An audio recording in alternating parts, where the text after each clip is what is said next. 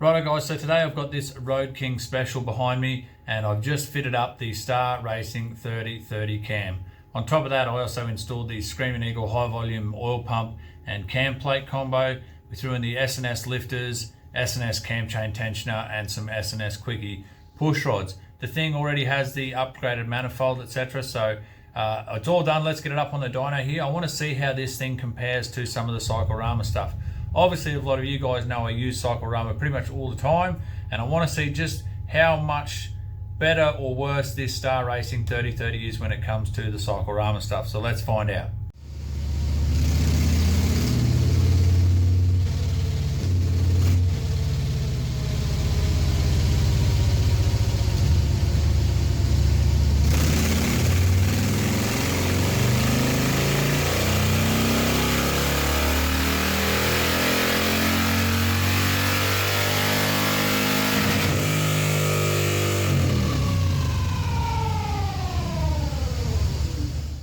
Alright, so there's our first run all done, guys. You can see this thing is very lean on the front cylinder here and on the rear. So 2500 on the front, 3000 on the rear. We need a bit more fuel there. You can see in the torque curve it's pretty like it's just showing you that right there. But guys, we're only making 112 horsepower and 122 foot-pounds of torque. From 4,500 onwards on the rear, the fuel's pretty well spot on there. We are a bit lean here on the front cylinder. We're sitting at about 14.1, so that should go. We probably want about 10% more fuel there. I'm going to just richen up. I believe this filter here, I believe this air filter is not the best, guys. I believe it is holding us back. So what I'm going to do is I'm going to leave it on for the moment, and I'm just going to richen up this fuel here just to see if we can sneak that horsepower up to probably 115 or so. Because as I said, it is a little bit lean there. The rear is pretty good. We just need more in the front there. So let's richen that up and give it another run and see what happens.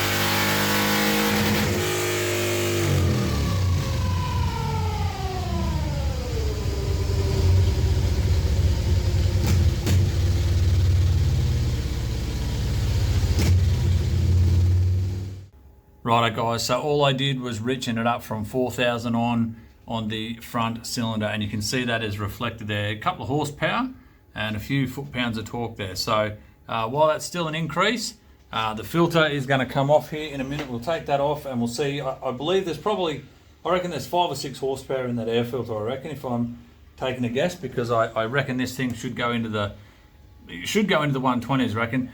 I know it's still lean here, guys. I haven't touched that yet. I've literally just touched it here. This is way down here at 2500. It is not reflective of anything. I mean, you can see here we're making peak power at 5200, 5100, which is up here. We have our fuel spot on there. So this lean spot's not going to change anything there. But I will fix that up anyway. But I'm just going to take this filter off now and see what happens.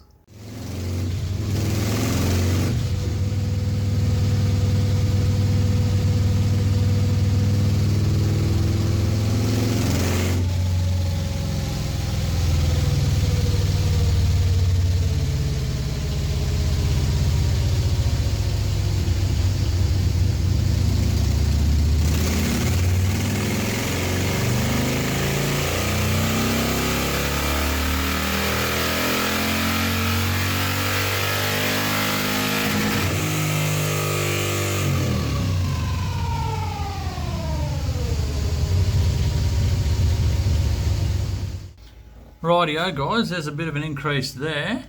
So you can see I did richen up the fuel here at the start. You can see that's lifted the torque, lifted that hole out of the torque curve there, but we've increased now up to 117 and 128.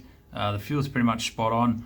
I'm going to put the filter back in and just continue tuning this thing. I've just sort of rushed through this process just to test out how restrictive that filter is.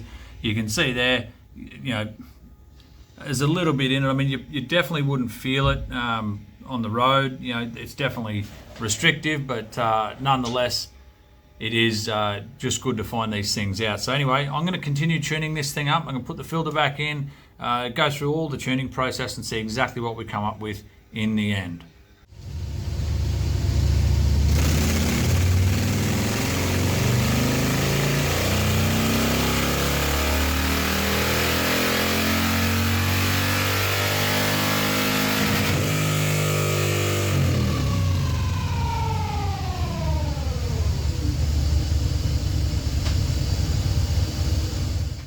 There we are, folks. There's our result. 118 horsepower and 128 foot-pounds of torque. That is a beautiful looking torque curve. Nothing wrong with that at all. The fuel is spot on. I thought this thing might have went a little bit more. As I said, I had to take the filter off for the final run here again because it was just I couldn't get it over 115 horsepower with that on there. So yeah, filter is definitely costing it about 3 horsepower thereabouts. It's not a huge restriction, but it is still a restriction nonetheless. But this cam is very, very comparable to a 483. If I pull one of the 483s up I have here, so that is a 483 in a 114 combo with very similar slip-ons, standard headers. So you can see there 117 horsepower, 132 foot-pounds of torque. So the 483 is making a little more torque early on and in the mid-range there, but guys, you would not feel that on the road, I can tell you that right now. If you rode those bikes back to back, you wouldn't know which one had the 3030 or the 483. So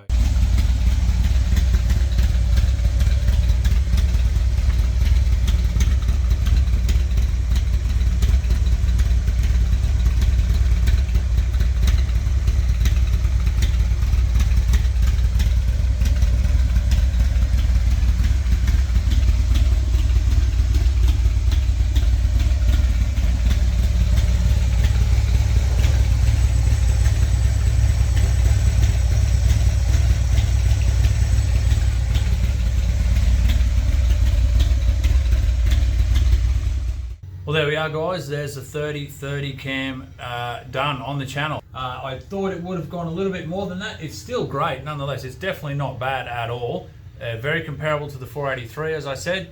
Yeah, can't complain. It sounds good, performs well. That's a good torque curve. We do have the dB reducers.